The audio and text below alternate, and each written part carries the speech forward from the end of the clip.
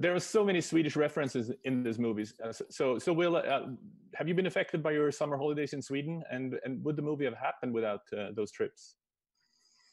Actually, it really wouldn't have. Literally, you know, my first exposure to Eurovision was literally my first trip to Sweden, and for some reason that year we usually try to go around midsummer in June, early July, but that year we went in May. And that's when my wife's cousin, we were having dinner and sat us down to watch Eurovision. And I was completely smitten with just how I had no idea what the show was. And in fact, I think Sweden won the actual night. It was Charlotte Nielsen.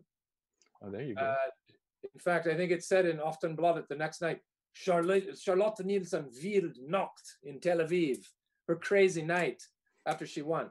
So, but I you know, for 10, 15 years thought, oh, someone's going to make that as a movie, and no one had. And then around 5 years ago, we started putting it together. Yeah, Rachel, you don't have the same history of the Eurovision as Will does. What was it like for you when you saw it the first time? Oh, well, I mean, for me, I'm so lucky because the first time I really saw it was at Eurovision in Tel Aviv last year.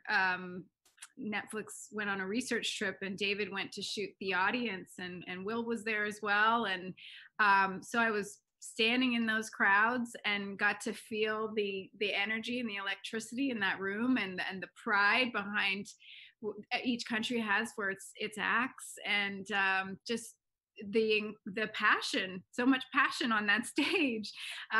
So, you know, as an actor in this project, I just felt so lucky that was my first exposure to it, and I got completely hooked. I mean, they had to drag me. We had to leave for some reason in the middle of the results, and I was kicking and screaming. Looking back to, you know, I was sort of enjoying the competition side of it so much.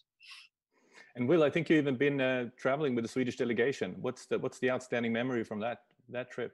That's actually when we were in Portugal, in Lisbon, doing research, and we got to kind of shadow the Swedish team that year and watch. It's fascinating. You don't realize how much work is put into.